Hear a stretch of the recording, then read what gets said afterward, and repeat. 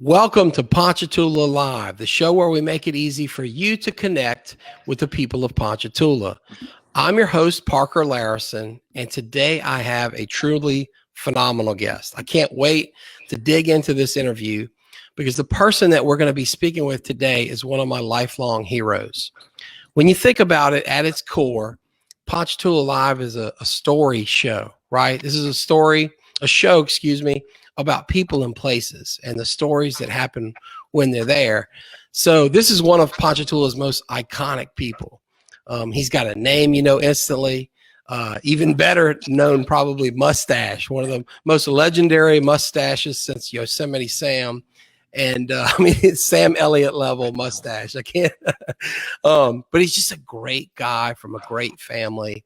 And they are the owners, the stewards of one of the iconic properties of Ponchatoula in Ponchatoula Beach. So, of course, I'm speaking about our dear friend, Sparky Welles. Sparky is the owner of the Jackson Vaughn Insurance Agency. He is a great dad, husband, Rotarian, coach, you name it. So, Sparky, with no further ado, welcome to the show, and thank you for being here with us. Thank you, Parker. It's an honor to be here.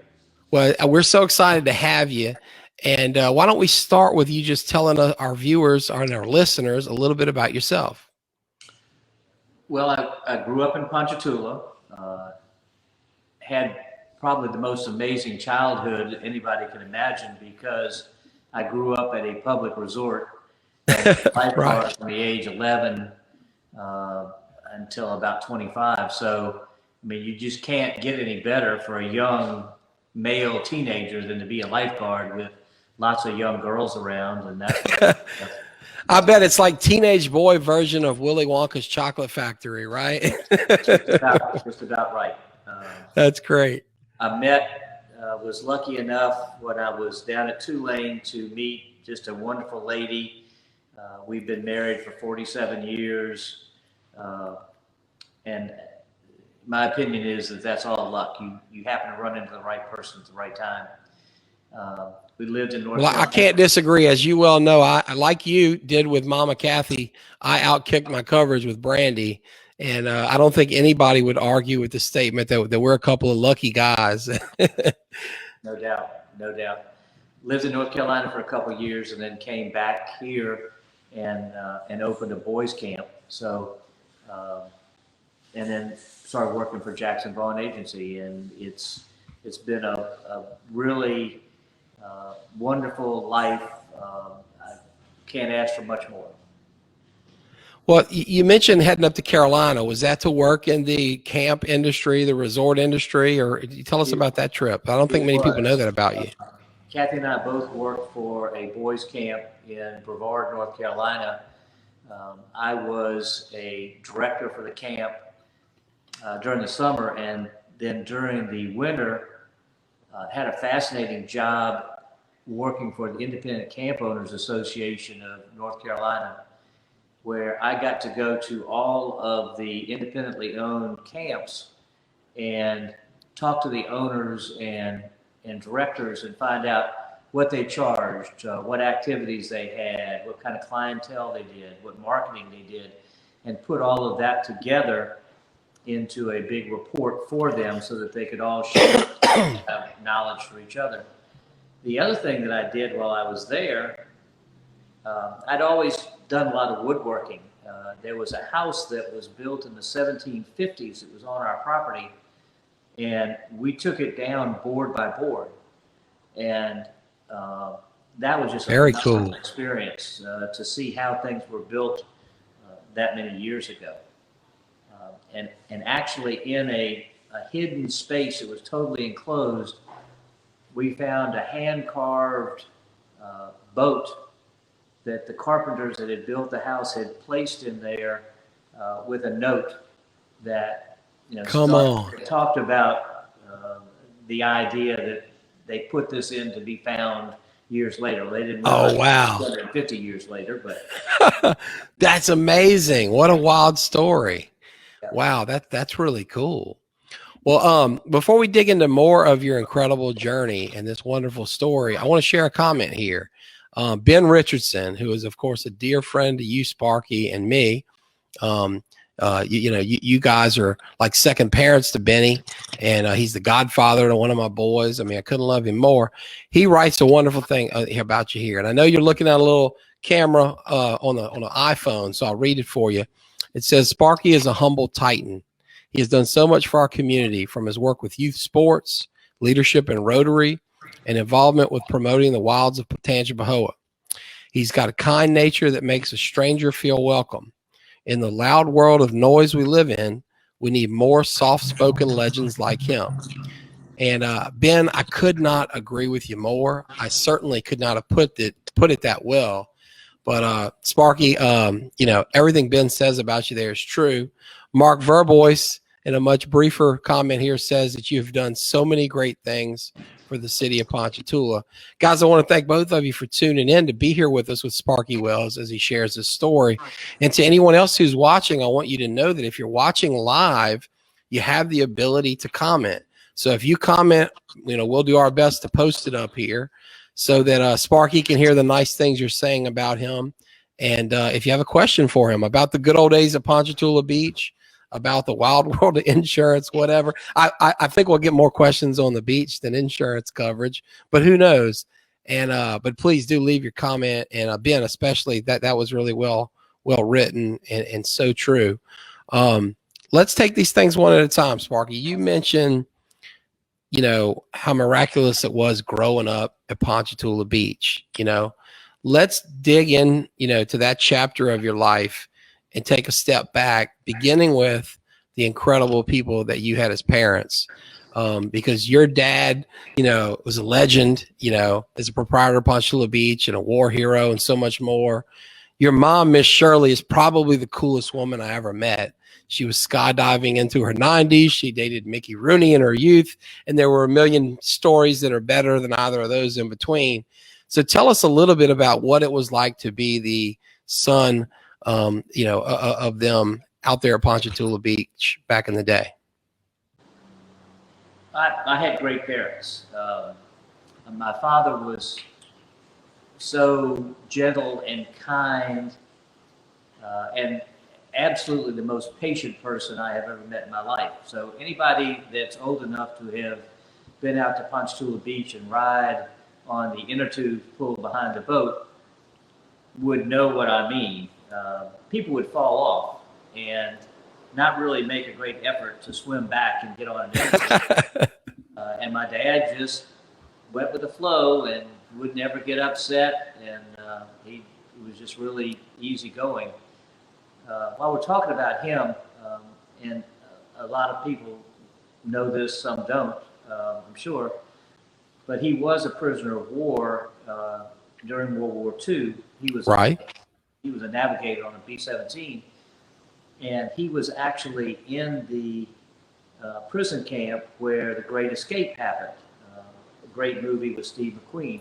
Classic movie. Right. And he'd been an artist before the war, and he did most of the forging of documents to get 78 people to escape from this prisoner of war camp, and he would never talk about it. Wow. And that's not at all unusual, I think. For the 25th anniversary of the liberation of that camp, they had a reunion. And they actually even had some of the guards from the prison camp that came, and it was cathartic to him. After that, he would sit down for hours and hours and tell these most interesting tales. I mean, if you and I could talk for an hour just about that. So absolutely, I had this part of my life and people that were surrounding me that had these great things happen to him. He actually came to Louisiana from Wisconsin when he was 2 years old on a hand-built wooden boat that came down the Mississippi River. Goodness. That's another great story. Yeah. My mother was from Idaho. Sun Valley, right? Sun, Twin or near Falls, there? she's from. Yeah, but she worked Okay. at Sun Valley. Okay. When he came back from the war, he'd only met her one time before for an hour and a half. Came back from the war, asked her to marry him.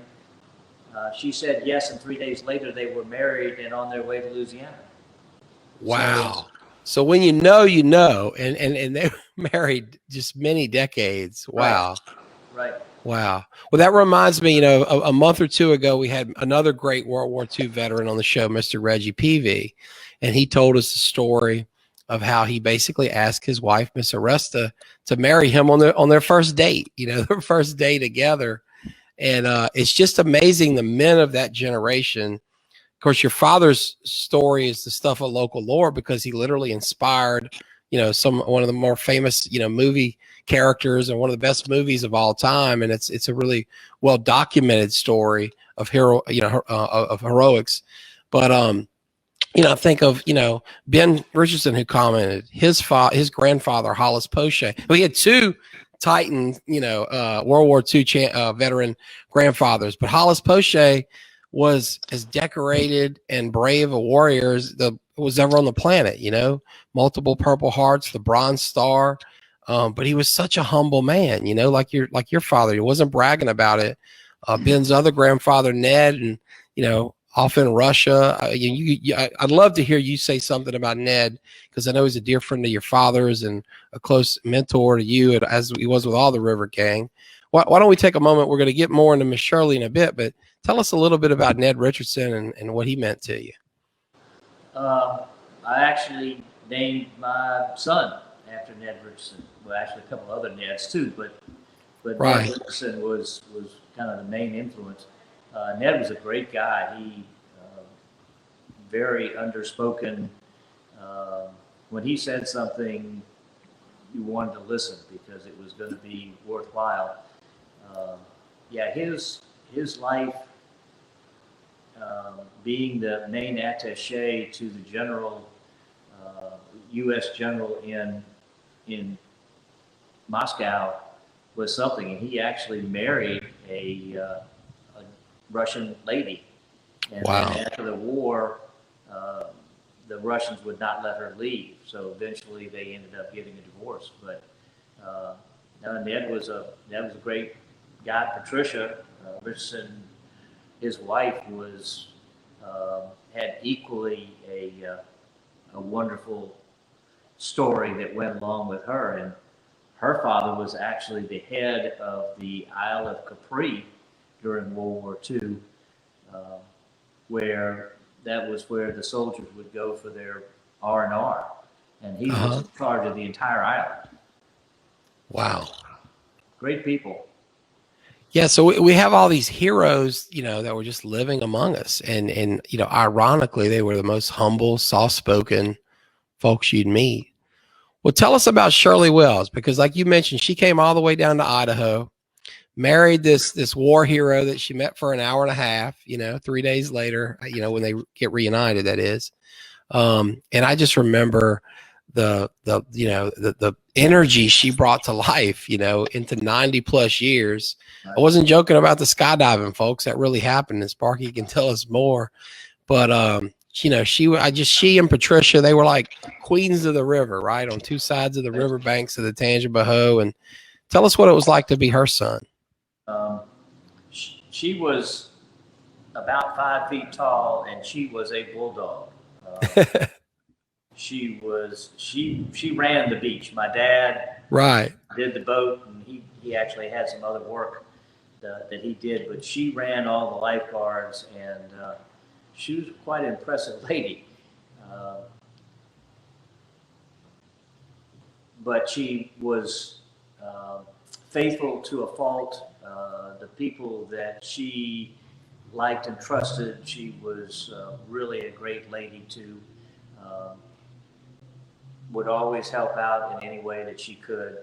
Just a really nice, good person. My dad had a stroke, and for about 8 years, he was not able to fully take care of himself. So until he passed away, she was really devoted to him, and wasn't able to do the kinds of things that she would want to do at that age, part of her life.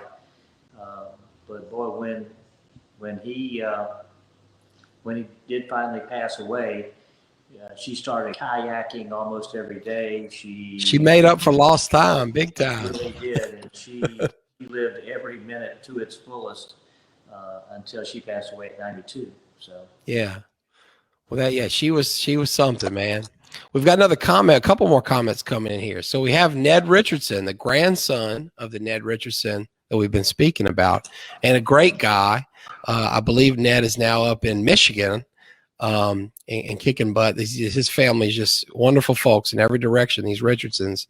But Ned says it's so wonderful to see two people he's looked up to his whole life, his whole childhood, tell incredible tales of the Titans of Ponchatoula. And he can't wait to hear more stories about Ponchatoula Beach. Ned, I promise we're going to get there. More stories on the beach. Because like you, I grew up hearing about this stuff my whole life.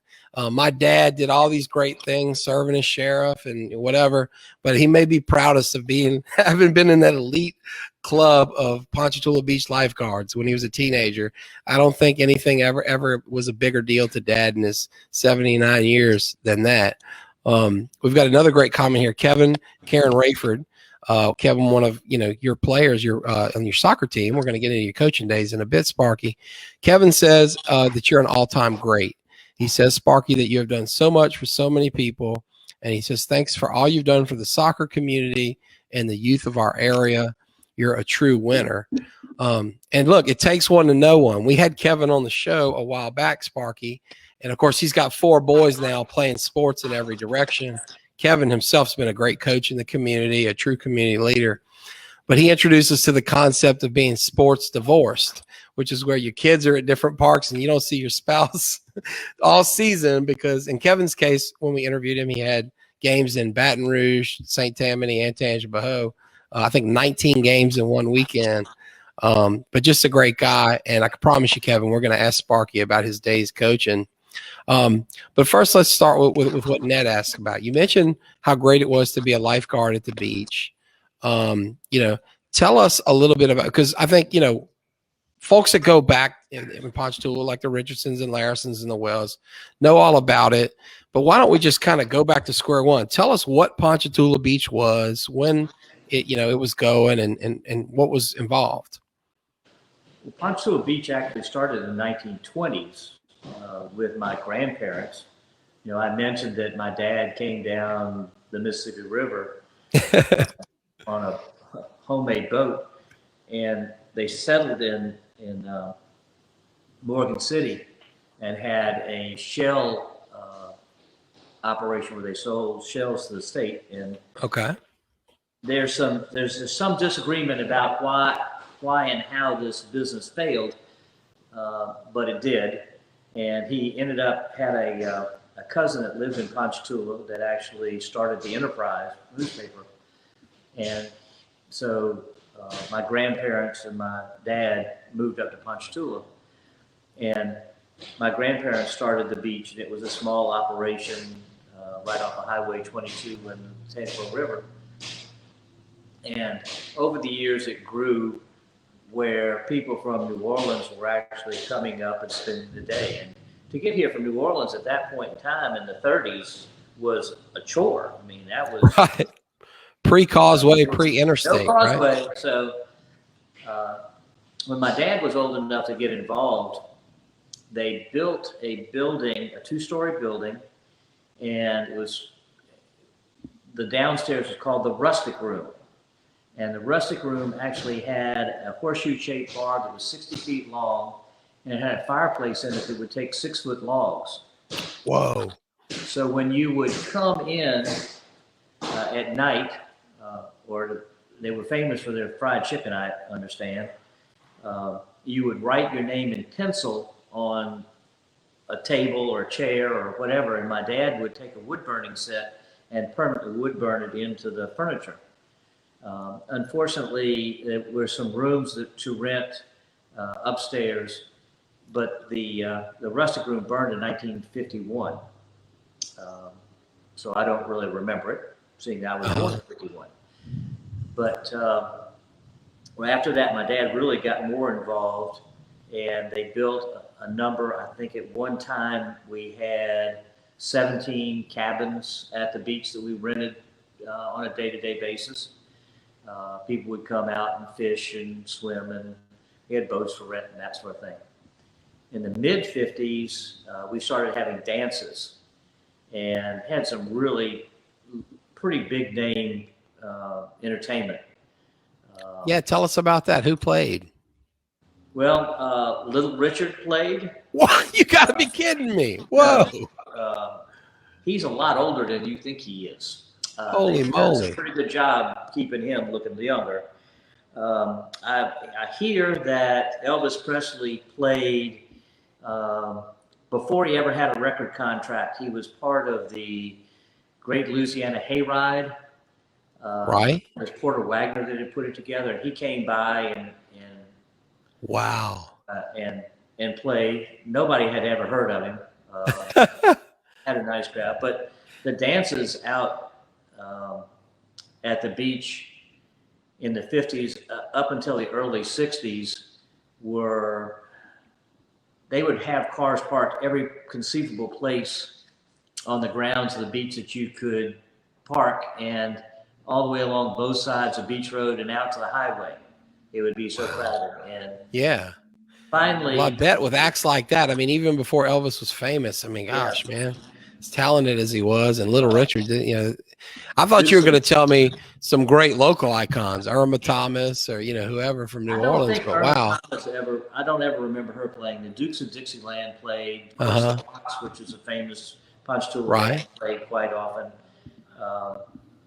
But eventually, it just got to be too rough. Kids from Covington would come meet kids from Destrehan, and they want to fight. When we had to start having armed guards out, we decided it wasn't worth it. So we kind of morphed into doing camping, which was at that time was more tent camping and that sort of thing. We, up in the late 60s, we actually had 250 campsites for travel trailers with water and electrical hookup. And that was really quite busy. So long before Reunion Lake and Yogi Bear and all these guys came to the area to attract campers and RVs, you guys were doing real camping, tents, and big crowds. That's interesting. I didn't know that part. Even with a daddy as a lifeguard, I didn't know y'all were into that. Well, this was way after your dad was. We didn't really start that until the late 60s. And your dad was a lifeguard before that, I'm pretty sure. Yeah, no, he was in the 50s because I think he graduated high school in 1960. Well, who are the other guys that you remember that were lifeguards? People involved. I mean, your crew of lifeguards, and then I assume being a lifeguard at Ponchatoula Beach is a lot like being a football player at Ponchatoula High, where not only do you remember your crew, but you really idolize the guys that came ahead of you. And when you're 12, that 17-year-old lifeguard's probably a hero to you. Oh yeah. Even when I was younger than that, we used to get a lot of our lifeguards that were football players from Southeastern. Oscar Lofton worked for us for a number of years. A bunch of others that people probably wouldn't even recognize their names, but later on, Robert Barsley, Bird. Brilliant man, great guy. John Kevlin worked there for quite a while. David Bodker, AJ's son. Yeah, three great guys there. Dickie Burris worked for a number of years. So I love Dickie. He was my neighbor, man. What a great guy. Sure miss him. Yeah. A lot of kids in kind of that age range, local ones that maybe their parents were friends of our parents, but that was a pretty good job to have during the summer. You didn't get paid very much, but it was a good time while you were out there working. So, and that's what it's all about. If you can enjoy what you do that as much as we did, then that's what it's all about. Amen. Well, let's look at the Ponchatoula Beach experience, and when I ask this question, you can draw on any period. You know, your childhood, watching from the cheap seats to being a kid, to being a lifeguard, to getting into the management and running it. What lessons did you learn from being part of the Wells family that owned and operated Ponchatoula Beach? This is going to surprise you. The biggest lesson I learned is I really don't like serving the public very well. Now that's downright shocking. Seeing how you do serve the public in your business and Rotary, et cetera, you got some explaining to do that there, Sparky. Tell us how that works. Well, after I had graduated from Tulane, it was really kind of my time to take over the operation of the beach, which I had been doing pretty much during the summers while I was at Tulane. And there were several incidents that made me decide that I wasn't going to do that. The people that came to the beach, now remember we had 250 camp spots and 17 cabins that we rented. The people that came and stayed had a different attitude. We would lose a case of toilet paper a weekend, not used, taken. Oh, yeah. They would take light bulbs, they would take fuses. If it wasn't nailed down, it was gone. It kind of was the attitude, from my perspective, is they thought that Ponchatoula Beach should be Disney World, and it was supposed to be perfect, and it was there for them, and they were paying a little bit of money, so they were owed. And sounds like a real sense of entitlement. And did you say that these folks mainly came from outside the Ponchatoula community? Oh, absolutely. Very few. I never had any problem at all with anybody that came from the Ponchatoula community. And, you know, we would sell season passes to families in Ponchatoula, and it didn't matter how many children there were. I think it was $25 for the whole season. You could come every day, bring your children. At that time, you could drop them off if they were teenagers and pick them up at 5 o'clock. You know, you never questioned anything. And it wasn't Ponchatoula. It was, we're talking about mostly coming out of the city. At that time, you know, the middle class dream was to own or rent a pop-up trailer and go out camping whether you liked it or not. And it was kind of it was a rough time. And the thing that did it, it was a Friday night. Kathy and I were watching the gate, and this station wagon with a pop-up camper attached to the back came in. It was late, maybe 10:30. We were just getting ready to leave, and they paid their $6 or whatever it was. I mean, it was a nominal amount, and I gave them an idea where I thought a parking place was. We were busy that day, and I mean, 2 minutes later, they came back up to the gate, and you would remember that where the gate is, if you pulled across the driveway there, you pulled into my parents' circular drive. Right. And they pulled into the circular drive the wrong direction with cars parked facing them on the other side of the circular drive. So they weren't going to go around the drive. And I went over and said, you know, what's the problem? And he said, couldn't find any place. So I went down. So they're basically blocking a private residence of seniors at this point. That's about as inconsiderate as it gets. Well, you hadn't heard anything yet. They said they couldn't find any place. So I went down and I found a great place right on the river. Let's go water hookup right there. And came back and told the gentleman who was trying to turn around, not going around the drive, but trying to turn around in a very small space, and ran over a tree that we had just given my mother as a present. And I went up and I said, you know, just hold on a second. We'll unhook your trailer and you can turn around. And with that, he reached under his seat and he grabbed a .45 automatic, and he chambered a bullet right in front of my face and said, "I want my money back." And I said, Whoa. "Absolutely. You want the rest of it too?" I wasn't. He could have the whole money box. So he undid the trailer and he turned around. Holy cow! But that was the attitude of the people. Yeah. And I didn't want. Life's too short to have to put up with that.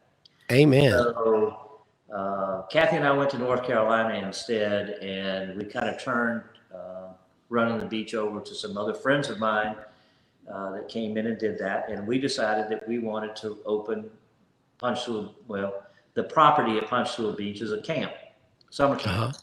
So a couple years later, when we came back, we did that. Well, you mentioned Tulane a few times in this interview, and you mentioned that you met Kathy when you were down there. So why don't we, step back a little bit and tell us about the Tulane experience? Because folks around here know you as kind of the dean of the local Tulane community, longtime season ticket holder to everything. Just a big booster. When I was out at the beach this week for the scholarship event, which we'll get to, the Tulane reps there, but what was the impetus to go there? Because as you mentioned earlier, your parents come from far away. I know there's some other Tulane folks out on the river, but how'd you find out about Tulane? What made you want to go there? And what was it like once you arrived? Well, in my opinion, Tulane was the best education you could get in the Deep South, and was lucky enough to be able to go on a full scholarship. My good buddy, Hardy Richardson, Ned's son and Will Richardson's dad, and Ben Richardson's dad, went on a scholarship. So we were there together. And were you guys classmates in high school or a year apart? Yeah. Or how? No, okay. we're the same age. And amazingly, neither one of us went to Tulane because the other one went. It was totally. Now, Hardy's father had played football at Tulane, and his older brother had played football at Tulane, so he had a real good reason to go. That's what I was expecting to hear. That Carl and Ned put the squeeze on you, but that's interesting. It just worked out. I actually was set to go up to Jackson, Mississippi, to Millsaps college there, which is another really good school and great school. Yeah, we're going to hear a lot more about Millsaps later, guys. Spoiler alert: it's going to come up. Tulane actually offered me a better scholarship and was a little closer. Back then, nobody had a car. We used to ride a train to get down there, or a bus, or catch rides with somebody to go. But it was, I will say that Tulane was a shock coming out of good old Ponchatoula High School. We thought that we were pretty well educated. But at a school like Tulane, you are supposed to know all of the basics. You never take an English course that's not a literature course. I mean, you're supposed to know how to write papers. Yeah. And if you can't, you're not going to make a very good grade. I learned that the hard way when I arrived there in 1995 with my roommate Will Richardson, Hardy's son, and we both took a pretty good shellacking there for a semester or two until we got going. Right. Well, you're competing against these kids coming out of the Northeast from Exeter and Choate and the real college prep schools, and basically they've already had their freshman year in college, and so they can. They coast that freshman year while we catch up. Naive kids from Ponchatoula are really busting it to catch up. After my freshman year, my grades were really good. After my freshman year, I probably had a 3.7 or 3.8 grade point average, but that first year was the first math class you could take is. The lowest math class you could take is calculus, And it's a Right. 5-hour calculus class, and boy, they really work you. So, but it was a great school. I got into a really interesting fraternity.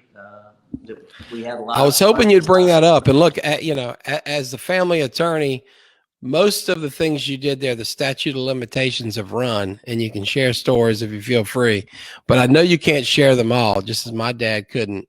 The Deke House was a wild, Animal House type, if you've seen the movie, folks. But tell us about that, to the extent you can, the PG version. Well, what was it like to be a Deke at Tulane back then? You know that Animal House was actually written by two Tulane students. One of them, I think, was a Deke. Well, my dad told me that. I never believed it until you just verified it, because I love my dad, but he exaggerates a bit. But that's interesting. Wow. Classic movie, folks. I don't care what age you are. You will, check out Animal House. It's a hilarious movie. It's just wonderful. The fraternity, Delta Kappa Epsilon, was a lot of New Orleans boys, and they were going to be the lawyers and the doctors and the real upper echelon of New Orleans. One of them was King of Rex a couple of years ago. Oh, wow. That was in my class.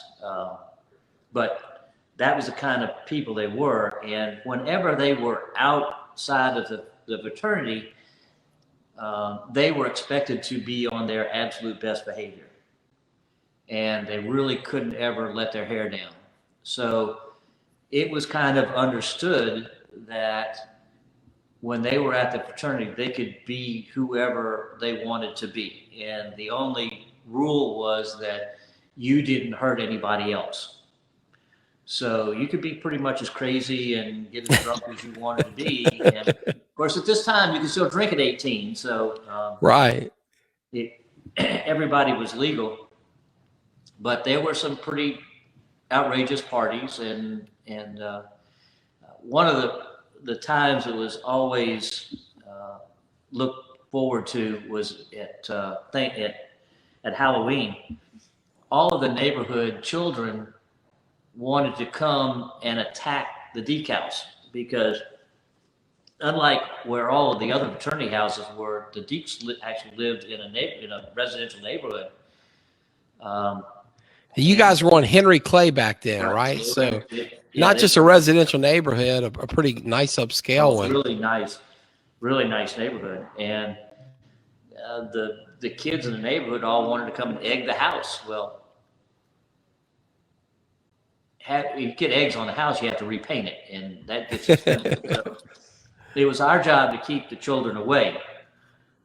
And if we happened to catch one, we had a big pit with dye in it, and we would dye them.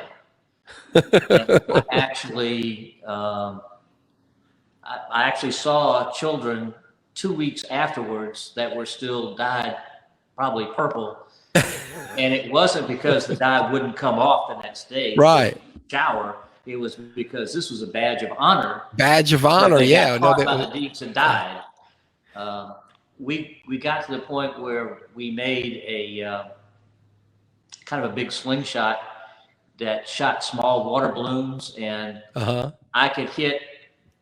was so accurate that I could hit a boy riding on a bicycle a block away with a little balloon.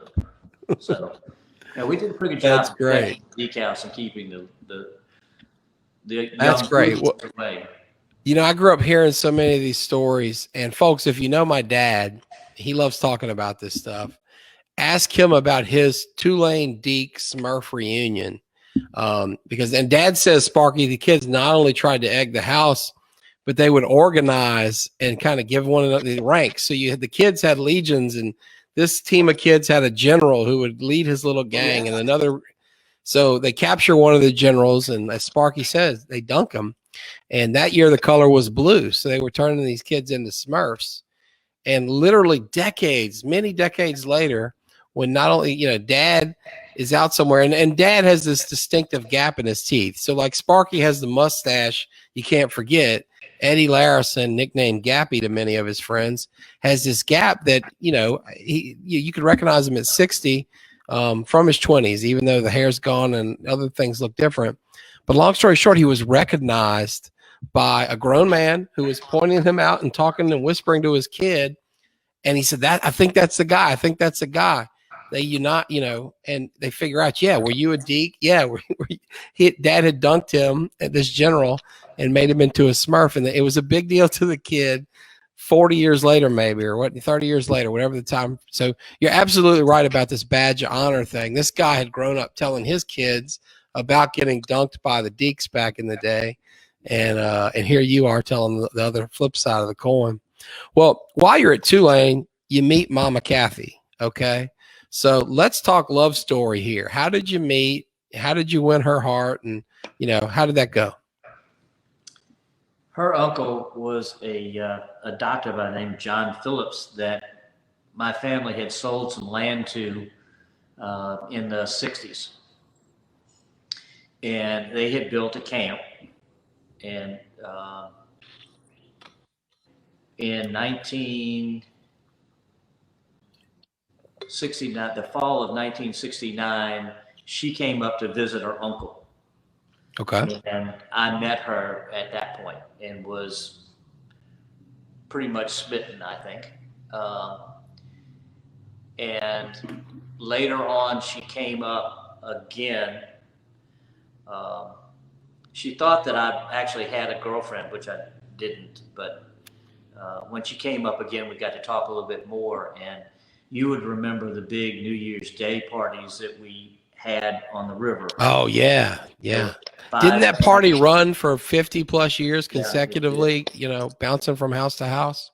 There were 5 families that had houses on the Tangipahoa River, and they would alternate year to year, but it would be a big party. And that was really our first official date, I think, was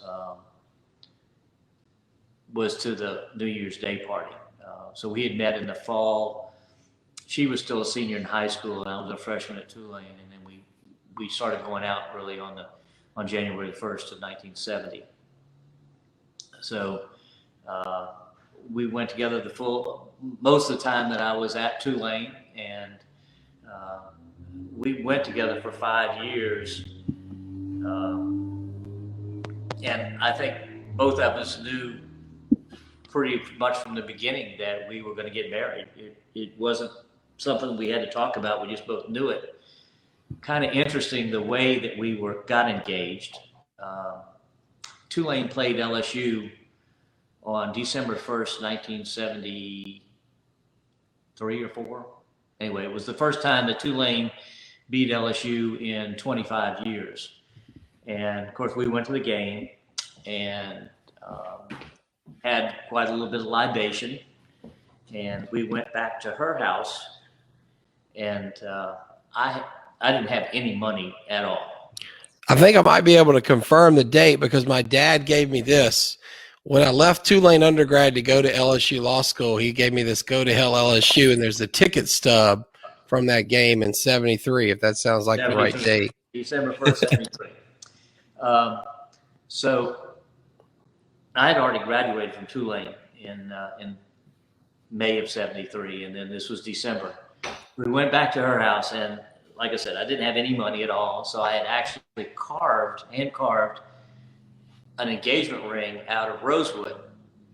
And cool. So we go back, and I'd had a little bit to drink, and I got down on one knee and I gave it to her and proposed, and she threw it at me and cracked it, but oh no, she did say yes. So she threw it at you.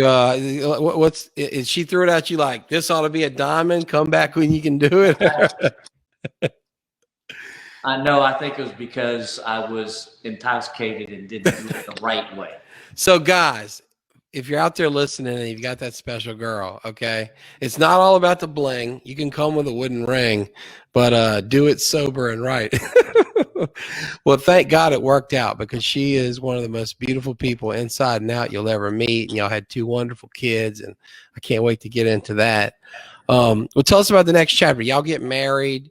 You mentioned going up to Carolina, coming back. What comes next? Came back and opened a boys and girls camp for 2 years. And my dad's two sisters still owned part of Ponchatoula Beach stock. So they were not pleased that we were not running the beach and I wasn't paying any rent. So we decided to go ahead and lease it and we leased it for 8 years. But it wasn't really being taken care of. So we closed it and just used it for ourselves. And I know we'll get into the pavilion later. So yeah. Well, that had to be tough, because it's a multi-generational business. And clearly, yeah, with hindsight, we know that was the right move. You've been incredibly successful in insurance. We've had so many great times out there with friends and family, and the world's kind of, headed in a different direction. And, it seems like it's really worked the way you've done it. But in that moment, I assume that was incredibly difficult. Am I wrong? It was difficult. When we came back and I was doing the boys camp, and besides the boys camp, we were doing adventure outings for schools and that sort of thing. So it was year round, but it was kind of sporadic year round. And after we had run the camp for the first year,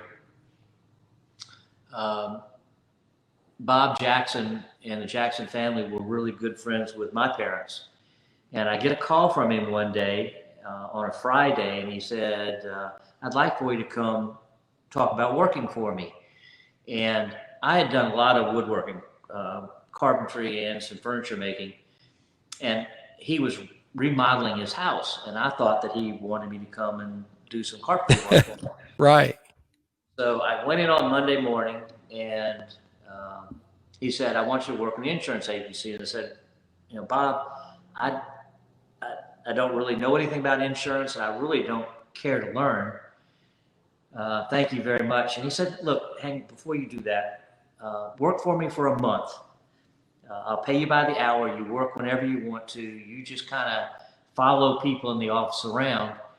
And if I don't think it's right for you, no harm, no foul. If you don't like it, that's fine.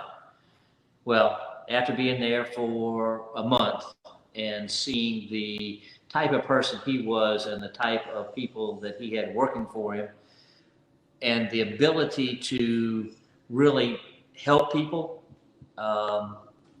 by providing insurance that they might really need one day, I said, yeah, this is something I would like to do, and went ahead and worked for him, kind of part-time because I had other things going on. Right.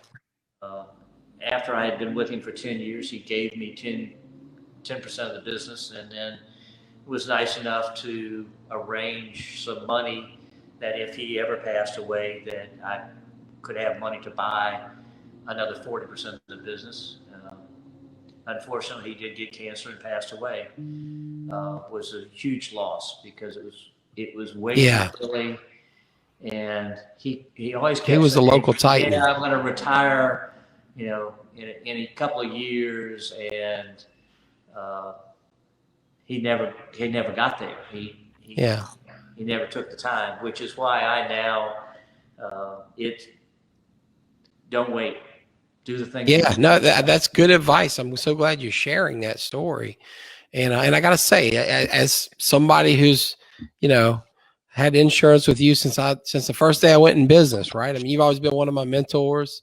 It's so important, folks, that you have, like Sparky described Mr. Jackson's team, good people selling you insurance, and we've had other insurance agents on the show that do a great job. Sparky's not the only one. But he and his team do such a great job at making sure you're covered and talking through scenarios with you, because the reality is you just don't know what the future holds. And insurance is something that requires some forethought. And so the person selling it to you has to be smart enough to understand, they can't predict, they don't have a crystal ball, but they need to understand what's likely, what's possible, and talk it through with you. And I see it all the time when I sit here, as a personal injury attorney who represents people hurt in car accidents. All the time people walk through my door that have been badly injured, and I have to give them the bad news. You can't recover, or you can't recover nearly enough to cover your bills, your injuries, your damages, because you don't have the right insurances. Nobody ever took the time to tell you that roughly half the state of Louisiana is uninsured or has minimum coverage, and that's not enough to cover most, moderate medical bill scenarios.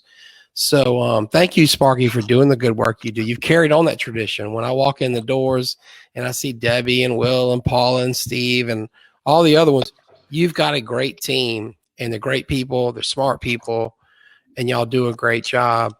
So it's neat to kind of hear that origin story, because by the time I notice and give any care about what insurance is, it's many decades into your practice. Mr. Jackson's long gone, and you own eventually the whole company, and you were running the show the whole time. So what lessons have you learned as a business owner, an agency owner, that you might share with young people that are considering that career or considering any type of entrepreneurial venture, business ownership? Well, I think that you always need to treat your clients as friends, and just try to do right by them.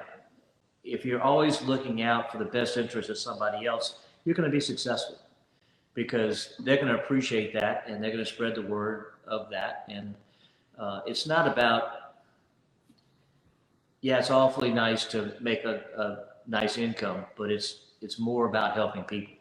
And that's what we stress. And if you take that philosophy, you're going to do well. And it doesn't matter about insurance. Great advice. It's in retail or law or whatever.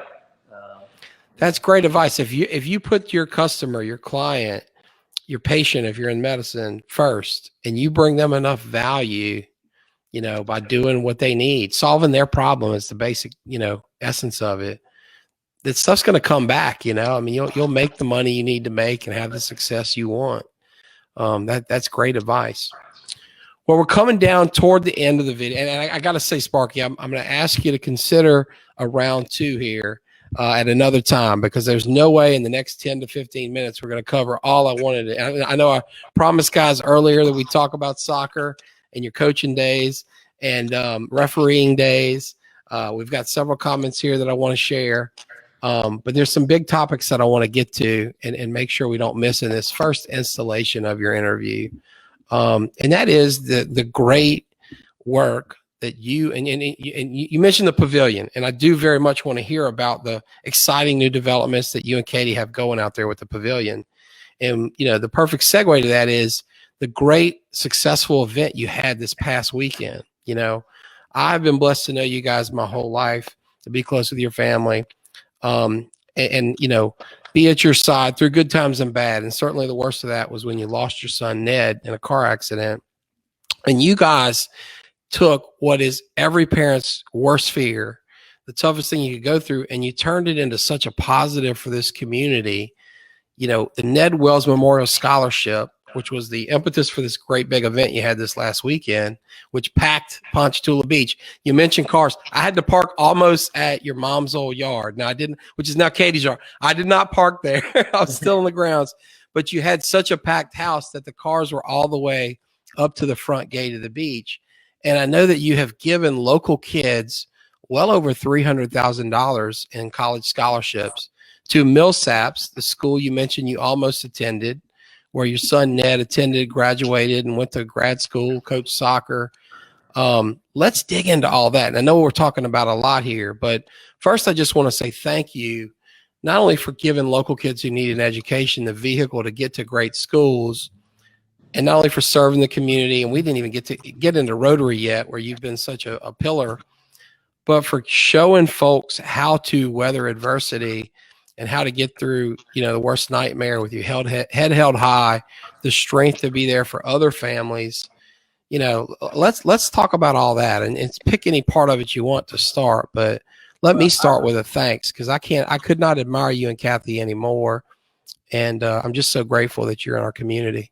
Well, I want to start off by saying thank you to everyone that was involved in this weekend. And that means the almost 400 people that came out to Ponchatoula Beach Right. and visited with us. We had a couple of really great bands, some fantastic food. Yeah. So thank you also to all the people. We had 75 auction items, and the auction was online this year.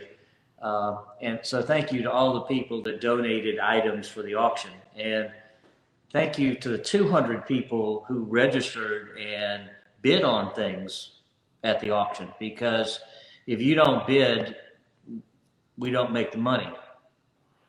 So 17 years ago or so, when Ned had his accident, you can imagine how devastating that is. And Kathy and I decided that instead of just being down and just falling apart about it, that we wanted to do something that could benefit. So we started a scholarship fund, and it was Kathy and I and some of our family's good friends and Ned's friends, and we started out with some money. And so the initial scholarships were to Millsaps because he really loved it there, and it's a great school, but it isn't inexpensive. Right. It's like Tulane, great education that doesn't come cheap. Right. It's not as expensive as Tulane, but it's still very expensive. And we wanted to be able to give enough money to make a difference in some children's lives. And Millsaps has gotten the majority of the money, but we also wanted to help out Ponchatoula High, because even a lot of these students that are going to be going to Southeastern or LSU and get TOPS doesn't cover everything. And the schools are all getting wise to the fact that, hey, we have to increase our fees because we're not making it on the tuition that the state pays us for TOPS. And so we now give probably a minimum of 4 scholarships to Ponchatoula High graduates that are going to go to whatever school they're going to go to. And, you know, they're $500 each. That's not a whole lot of money, but I think that from what they've told me, that really helps with buying some books or renting books and some of the incidents. It totally does. And then also you have that kind of startup cost of college, right? That first semester is the hardest one because you don't have a lot of the gear and stuff you need. So we also have partnered with the Ponchatoula Rotary Club, and we have an endowed scholarship at Southeastern that is it's endowed at probably over $60,000 now. So the interest that's earned on that goes to Ponchatoula High students that are going to Southeastern. So very cool. That's been a pretty nice scholarship. So in the last 10 years, we have given out over $300,000 in scholarships. So in 17 years, we're probably up around $500,000. Oh, wow. Wow. Yeah, that's amazing. So yeah, it's, you know, we also give scholarships now to Tulane. Uh-huh. And we've given some special scholarships to children that were in need that didn't fit quite those categories that right. like that we could help. And that's a good thing about a scholarship fund that, you know, is not, it's a little bit more non-dedicated, I guess, is a good yeah, thing. Right. It's got some flexibility. That's cool. So we do this barbecue. It's on the Saturday before Memorial Day. And we have a golf tournament that we partner with Ponchatoula Rotary Club on. Dollars for Scholars. That's a great event. That's in the fall, right? Right, October. Okay, cool. Well, let me share a quote from your daughter, Katie, here. And it's a long one here. And it looks like actually it cut it off. So, Katie, forgive me if I don't get to all of it. This is just the part we see. But she says, Sparky, that you and Kathy are amazing. You taught her so many things, and most importantly, to live by example. She could not ask for better parents to have been raised by. As you mentioned, you lost a son when he was only 22. But instead of losing yourselves, you pulled together to do good for other kids. And your scholarship's given folks something to look forward to and put positive energy towards. And Katie is so proud, Sparky, to call you her dad. And you're the most fair and honest person that she's ever known. Katie, thank you for taking the time to share that. Like that profound quote from Ben earlier, it's 100% true. Your mom and dad are amazing. There's so many more things I want to talk to you about. Monday night dinners and all of Mama Kathy's great cooking. Her veggies everything's phenomenal. The way you guys have traveled around the world, all the volunteering that you've done for soccer, as a coach, as a referee. We've got players chiming in here too. Derek Stroud says Coach Sparky and Miss Kathy are two of the best people he's ever had the privilege to know. Sylvia Farley says thank you for welcoming her to the community and encouraging her to join Rotary. Sparky, you're a former president of Rotary. You've been treasurer longer than I've been a member, which is well over a decade. Folks, there's a lot of ground to cover here. So, Sparky, we're going to ask you to come back. As I've told you off air before the show, with my wife stuck in traffic and going to the doctor this afternoon, I need to get to pick up my kids before the daycare for the preschool shuts down. But I want to thank you for being here. You are truly an icon of Ponchatoula. You're one of the best respected men in town for good reason. You, like your father, like your mother, your grandparents before you, you have earned every inch of that reputation. And before we go, let me ask you, is there anything else you'd like to share? Anything on your mind, on your heart, any advice, wisdom you have for our viewers and listeners? No, I want to thank you, Parker, for giving me the opportunity to come and talk with you and share some ideas and thoughts and stories. And I would be delighted to come back because you're right. We have just kind of touched the surface on. Yeah, we just scratched the surface. An hour went away like that. I've been pretty involved in soccer and Rotary in this community for a long time, and there's some great stories about that too. So, and some great people involved. So I'd love to come back, but thank you for having me. I really appreciate it. Well, thank you for coming. And folks, I know you've enjoyed getting to know Sparky, and I promise you, we'll bring him back. We'll get that on the books, and we will be back here next Thursday with Ponchatoula Live. We thank you for tuning in, and we ask everybody to be careful out here on these wet roads. Take care. Welcome to Ponchatoula Live, the show where we make it easy for you to connect with the people of Ponchatoula. I'm your host, Parker Layrisson, and today I'm bringing back one of the best guests we've ever had, someone who was kind enough to sit down with us a few weeks ago and really just share so much wit, wisdom, and history of Ponchatoula. That is Sparky Welles of Ponchatoula Beach, Jackson Vaughn Insurance, the Ponchatoula Rotary Club, and many, many more organizations. Sparky, welcome back to the show. You are our first returning guest, so it's a pretty big distinction around here. How are you today? I'm great, Parker, and thank you so much for allowing me to come back. We really got going last time. It was very enjoyable, and I'm sorry we had to kind of cut it off. Sure. You and I were just sitting a little bit ago trying to go over things we might talk about today, and right. We could probably fill up more than an hour again. So, well, I know. I think it just one or two of the topics we talked about were easy, full hour topics, but it was a blast, and I really felt bad that I had to kind of rush out the door to get to a T-ball game, which kept us from digging deeper. But the hidden opportunity there was that it, allowed us to get you back here for round two. So why don't we do this? There may be some people tuning in this time that weren't with us last time. Why don't we just begin with you giving us a bit about yourself? So just tell us a little bit about yourself, and then we'll start digging into some new topics here.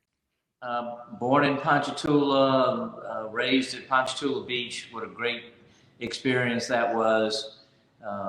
Went to Tulane University, lived in North Carolina with my phenomenal wife for a few years, and then came back to Ponchatoula, where I started working with Bob Jackson at Jackson Vaughn Insurance, and have been there ever since. So I'll be turning 70 in August, and Whoa, that's hard to believe. it's been a wonderful ride here in Ponchatoula, Louisiana. Very cool. Well, you mentioned Mama Kathy, your wife, Kathy, and last time. So, folks, if you're new and you didn't watch last time, go back as soon as we're done. Watch the previous interview with Sparky. You can find it here on the Ponchatoula.com Facebook page where we have plenty of videos with other guests. But you'll hear about the love story, how they met down in New Orleans, or actually up here, Ponchatoula Beach, but rather how she lived in New Orleans. And, you know, they were basically together from Tulane on. And it's a wonderful story. But I know that the two of you have traveled the world. And one of the things I love about being good friends with you is that, you know, I've kind of been able to live vicariously through you guys for now decades of hearing all these great travel stories. Brandy and I love to travel. We just haven't been able to do it, you know, nearly as much as you guys. And but one thing that's kind of neat is wherever we go, our favorite places in the world, to the West Coast, into wine country, Napa, Sonoma, etc., or all the way to Italy, you know, you seem to have a tip, an expert insider tip that's helped us out wherever we go. So tell us a little bit about that. Where did you get your passion for travel? Let's start with the early days, maybe, you know, when you ventured up to live in Carolina, wherever. But you know, let's just kind of talk through years and years and, you know, decades really of traveling with Kathy. Well, I think the one of the reasons that I like to travel, I like to see new places and new people experience things, but one of the reasons that I have really made it a passion is because of Bob Jackson. Bob was a And this is your former first employer at Jackson Vaughn Insurance, eventually your partner, right? Right. And Bob always said, when I turn so many years old, or in a few years, I'm going to really start traveling. And he worked so much that he really didn't travel very much. In fact, the first big trip that he took was an Alaskan cruise. And on that cruise, he had a coughing spell and broke several ribs. And because of that, they found out that he had cancer. Oh, gosh. And it was pretty much debilitating. He lived for a number of years, but wasn't able to travel and really wasn't able to enjoy life. So, I mean, that's a lesson. Amen. Don't wait. Yeah. One day you're going to be able to travel. You better travel while you can and while you're young enough to really experience it. You know, that reminds me that we ought to take at least a moment here to pay our respects to Judge Grace Gassaway, who passed this morning, and of course was a dear friend. And Grace is just a prime example that you never know. You know, at 60 years old, up until she got cancer, she was fit as a fiddle. And even with the cancer, she's been, you know, was besting that. You just don't know what life has ahead of you. You know, any of us could get hit by a bus today, tomorrow. So that's a good lesson to learn. And for the family members of Judge Gassaway, for her employees, for her friends, you know, our hearts go out to you. She was a wonderful woman. And her passing, not unlike Mr. Jackson so many decades ago, is a good lesson to us all to, you know, carpe diem, seize the day. And if travel is part of your itch, scratch it now while you can, right? Yep. So when did you first get into that, Sparky? You know, where'd y'all go first, and tell us about it. I've been extremely lucky to have the opportunity to take some trips that just fell into phenomenal coincidence. Will Richardson, your big buddy, and Kathy and I and several members of my family and friends. Speaking of Will and travel, we're traveling to North Carolina with him for vacation next week. I can't wait. We went up. A friend of ours owns a converted crabbing boat in Alaska, and he specializes in photography primarily of bears. And Eric Poche, we helped Eric. I was hoping we were going to get to Grizzly Adams Poche, because I know you were his ticket to that Pacific Northwest paradise, right? Right. We helped him get a job up there and went up and went on the trip. And when I tell people about this trip, they just cannot envision what it was like. We get there, and the first day an hour after we arrive, when the boat is filling up with runoff water from a glacier, then we go out and go halibut fishing and catch 4 halibut within the first 15 minutes, and they average 60 to 75 pounds. Wow. And for the viewers or listeners at home, they were tasty. I ate them at Monday night dinner at your house when you returned, and those were some good fish. I mean, we kept a couple and we threw the rest away, but we let the others go, I'm sorry. But primarily it was a trip to photograph bears. So the place we were was called Geographic Harbor, and we would take a little dinghy and go, we'd spot a bear, and all of the bears at this place were female with cubs. We'd see one walking down the beach toward us, and we'd park the boat and just let them come to us as long as they were comfortable coming. And they would get... Well, how comfortable with you as they're coming? Because that would be kind of frightening for me. None of us were scared at all. These bears know the people that are there on the boats, and they actually, from everything that you hear about mother bears and being so protective, if you don't threaten them, they're very comfortable. And they would get 10 feet away from you and turn over on their back and let the cubs nurse. Oh, wow. And so, I mean, we did that multiple times. We went out into fields and had bears. Kathy and I were walking one time, and we kind of startled a mother, didn't have any cubs with it, and it was 6 feet away from us. And we just kind of nonchalantly turned one way, and the bear turned the other way, and it was fine. We got some great photography of that. We also were able to, we had crab traps out, and we were able to catch crab, and that was just a great trip. One of the other phenomenal trips that we took, we happened to get our own group together and charter our own boat in the Galapagos. And the Galapagos is a phenomenal place, but it's all about the crew that you have with you, the nature guide, the cook, the bartender. And there were 16 of us in our group, so we had the boat all to ourselves.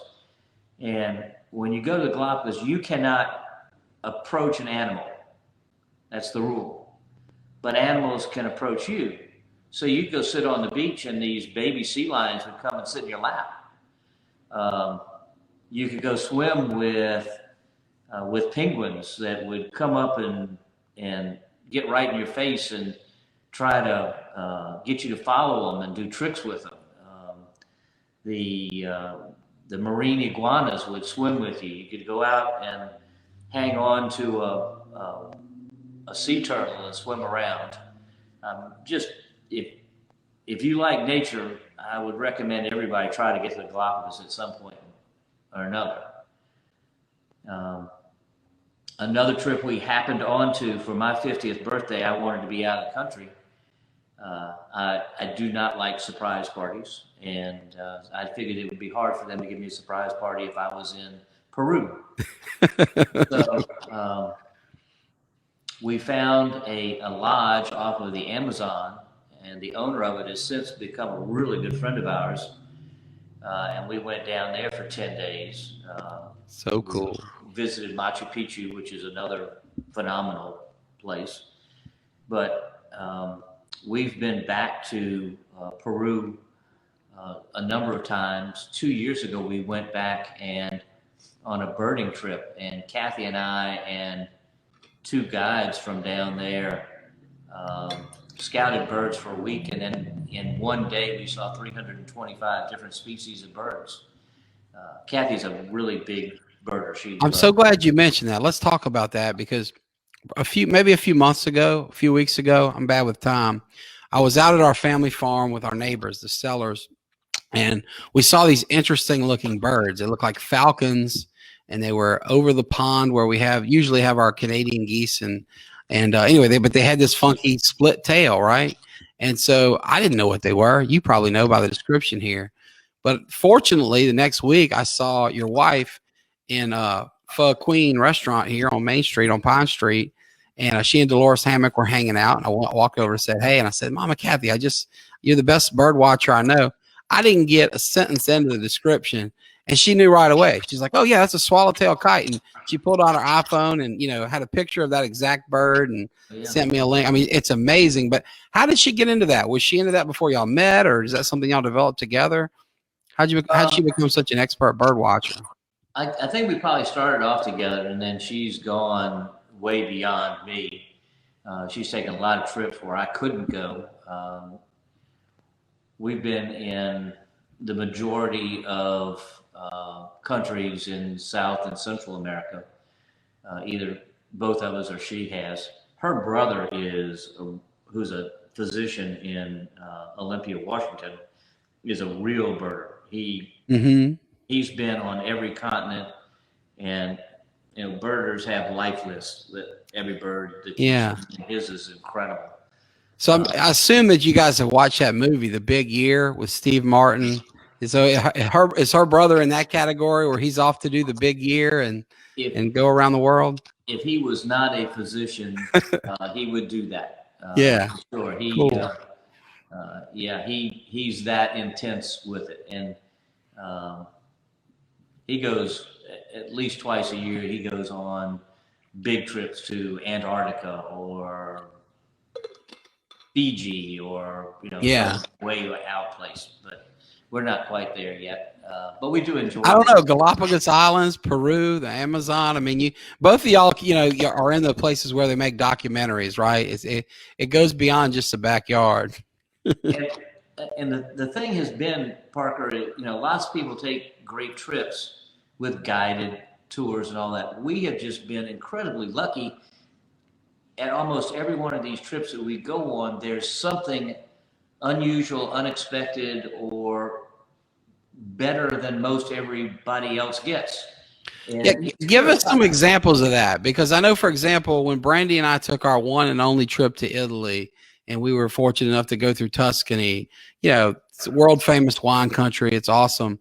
But you delivered to us the most incredible wine experience, at this vineyard, which full with an authentic meal being cooked right there. I mean, it's the kind of thing. There are a million vineyards there trying to sell you wine. How did you find this personal connection with this great place? And that's one of a million examples, but share those with us, whether it's on the natural side of things or the wine side of things. How you give us some examples of these special. Parker, I'm going to say it's pure luck. The winery that we sent you to, we were going to Italy, and with just a group of friends, and we were going to be spending some time in Tuscany. So I asked around some people, trying to go to vineyards in Tuscany is not like trying to go to vineyards in Napa. Right. There's no trail, no easy access. You have to have reservations. Right. You have to know somebody. And so we were kind of talking around, and a friend of a friend said, I'm a VIP member of this winery, and I can get you in there. And we said, fine. And so the first adventure was very similar to yours. We, tasted 13 wines or something and had a great meal and all of that. But through that, this winery sends employees that are almost all relatives of the owner to the United States, and they do wine tastings. And it really is a wonderful deal. We just put a group of friends together and did one. They ship you the wine free, and all you have to do is provide seating and some food and that sort of thing for it. And then you're able to order wine afterwards. Well, at the end of that wine tasting, the little girl that was the niece of the owner said, most of these that I do are to raise money for nonprofits. Well, the wheels started turning, and I said, well, I have a nonprofit, and that sounds like a lot of fun. So Yeah.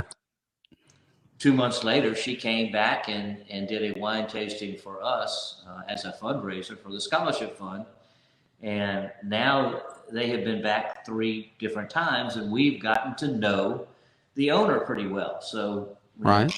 I can email him directly and talk to him and tell him what's going on. And they were able, because of COVID, they had to stop all of that. And I understand that they had their first U.S. wine tasting last week. So I will be getting with him probably later in the fall to come down and do another fundraiser. That'll be a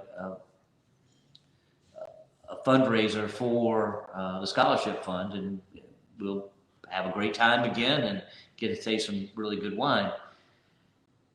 You know, kind of things like when we went down to Peru the first time, and we're on the Amazon. The owner of the lodge, who lives in the United States, happened to be there, and we got to be great friends with him. And we have taken 7 or 8 different trips to places like Brazil and Nicaragua and Costa Rica and several other places.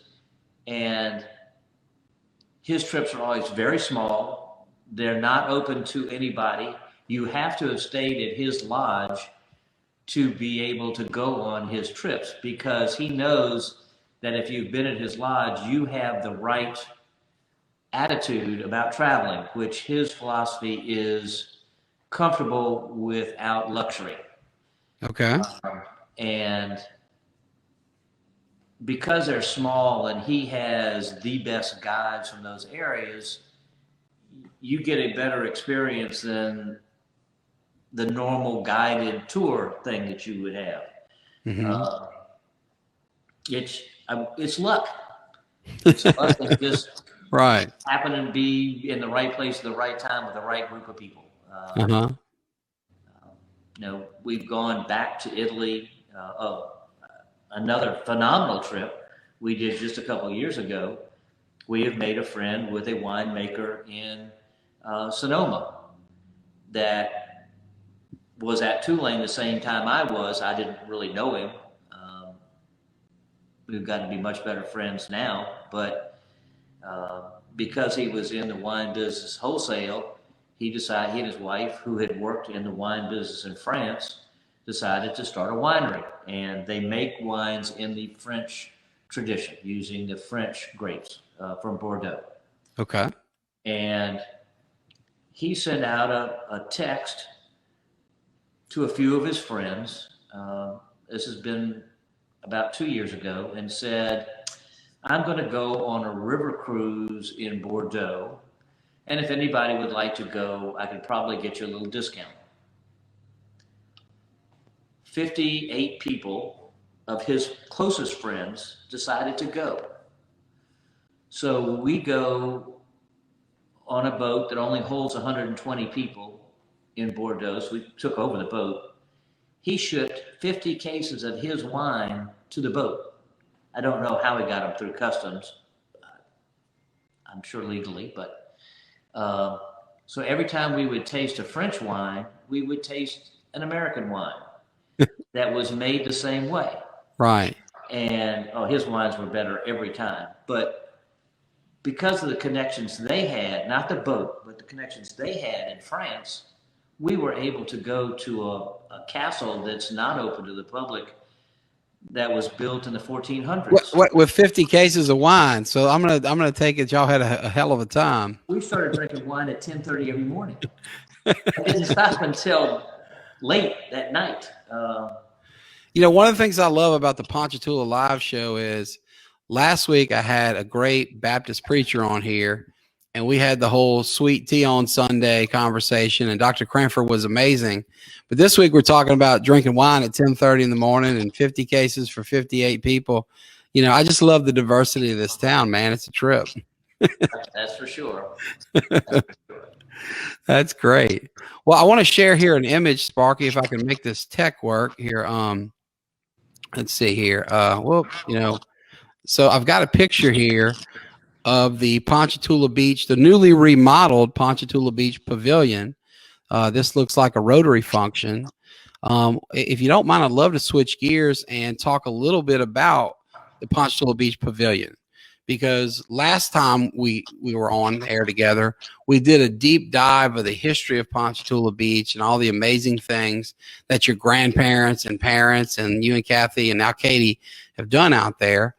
But we're kind of entering a new and different chapter where you still have this amazing, pristine crown jewel of a piece of property at the bend of the Tangipahoa River. It's just gorgeous. But now you have this great pavilion there, newly remodeled. I can see there new concrete. You can't really see the big structure there. But tell us about this project and what y'all are doing, and what that might mean for our local public. Well, the pavilion at Ponchatoula Beach, for those people who remember that when it was open, was a lovely structure that was built in 1950, the beginning of it. And it had a fairly low roof. It had posts every 10 feet. It's 60 by 60, so it's a big structure. And yes. Attached to that are men's and ladies' bathrooms, and what we used to, when the beach was open, we called the drink stand, which is where we served beer and soft drinks and chips and all that sort of thing.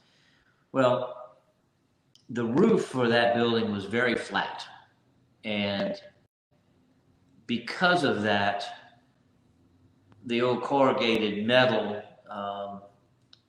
was very rusty, and it was so bad that you couldn't even get up on it anymore to take the leaves off, which made it compound even faster. Well, when the beach is not open and doesn't have any money coming in at all, except for the renters that we have for the existing cabins, it didn't make sense to spend a lot of money putting a new roof on it when you had no income to pay for it. Sure. So I held off as long as I could, and finally my daughter and my wife, to some degree, beat me up enough to say that whole pavilion's got to come down. And Katie and Kathy are persuasive women, so they I can see here they did the job. It looks great. Thank you, ladies. I held out as long as I could hold out, but I wasn't going to hold out any longer. So we did knock it down, hauled it off, and we had Kentwood Pipe come and erect a new structure where the same footprint as the old pavilion, but all of the supports are on the outside of the concrete, so it's completely open. The eave is at 12 feet, the peak is at 20 feet, so it is a massive building. And then we came back and poured concrete, a new slab on top of the existing slab. The only way that I would agree to do that is if Katie was interested in renting out the pavilion. So now if somebody is interested in renting it, and this spring we had a number of crawfish boils out there, and I will tell you it is a perfect place for crawfish boils. Well, I can't wait to do an event for my law firm out there, because it's just a perfect setup. I mean, we had obviously the scholarship big event out there, and I hope we can circle back to talk more about that. We kind of rushed through that in our last interview, but it seemed to be your biggest and best attended event yet. And Rotary's done several functions. Oh, why don't you tell us about the district-wide Rotary event that you hosted out there recently? That was a big success. Yeah, it really was. The district has not been able, because of COVID, Rotary International has said, you can't have any in-person events. And each year we used to have a big convention, and the Rotary district is Tangipahoa Parish up to Macomb and Summit, across over to Hattiesburg, down to Ocean Springs. Then it comes down through New Orleans, through Chalmette, over to Laplace, that area, all the New Orleans area. There are 50 clubs. And so the Rotary District is divided into territories, and territories are just a group of clubs that have something in common. Well, the territory for us is called the Tangi Territory. Okay. There are 5 clubs in Tangipahoa Parish. So they asked us to get together because we were a small enough group that we could actually get together in person and celebrate an organization called Shelter Box. Shelter Box is a group that was actually started on the North Shore. Now it's international. They make structures that are like the pods that you can rent. Mm-hmm. They fill them with everything a family of 6 would need for a month if they were in a disaster. So last year they had the hurricanes in Honduras with all the flooding. Okay. 24 hours after the water receded, Shelter Box had these boxes on the ground which contain a tent, cooking supplies, a means for purifying water, bedding, everything that a family of 6 would need to live for a month. So we did this. We had a little auction, and we invited the Macomb Club, since their group couldn't really get together, and also the Tylertown Club to come and join us. So we had 7 Rotary clubs together and got to share Rotary and the ideas of what each club does and how they help the community in their own right, and things that they do internationally to help Rotary with all of its missions. And it was a great event. We raised about $1,500 for Shelter Box, Mm-hmm. and just had a great time. Each club brought food to share. Ponchatoula did a jambalaya, which we now are famous for our jambalaya. It's strawberry daiquiris. Right. So it was a great event. We had about 150 people. Yeah.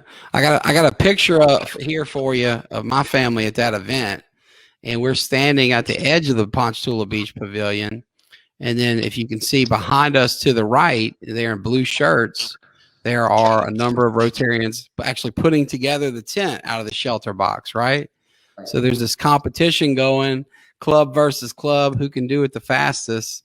It was a whole lot of fun, but there was fun for kids and fun for, club members. And like you said, for such a great cause, raise $1,500 for a really great cause.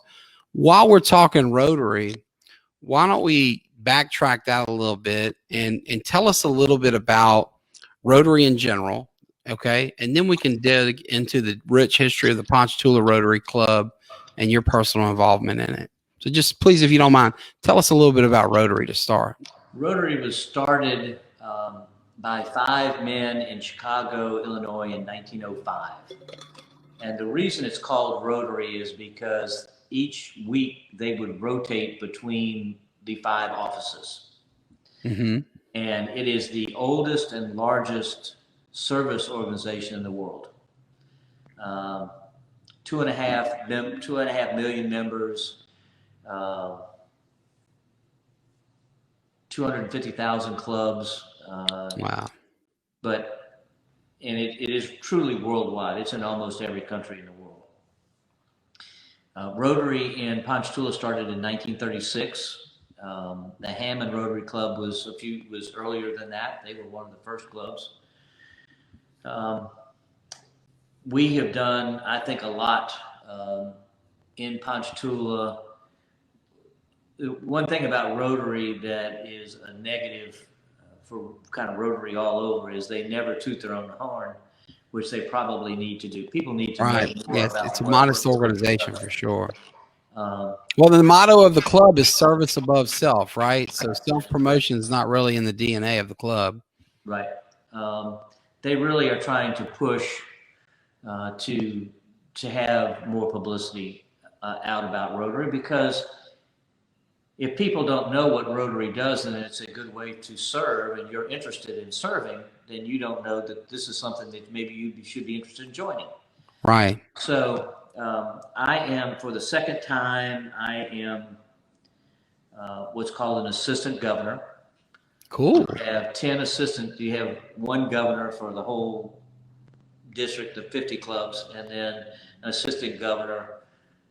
So I'm kind of over 5 clubs, and I'm not there. Very neat. Now, am I correct that that's a position that Dr. Mike Haight here of Ponchatoula held for many years? Yeah, Mike did that. Really cool. Mike was doing it. I took over from Mike, and then he took back over from me after I kind of got tired of it for a while, and then I'm back again. So we're not there to lead the group. We are there for a resource. So if they have a question or needs a little help with something, we can do that. The Ponchatoula Rotary Club has about 40 members.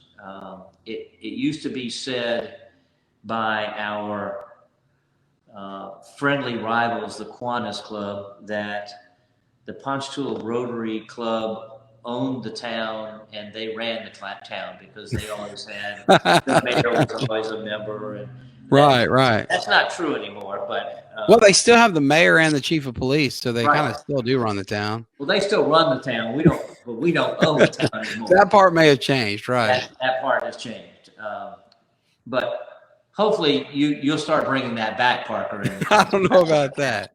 I've got a gravel parking lot across from the post office. That's my contribution to ownership. That's about all we can afford. But I do want to mention one thing that's cool about Rotary, because this is a Ponchatoula thing.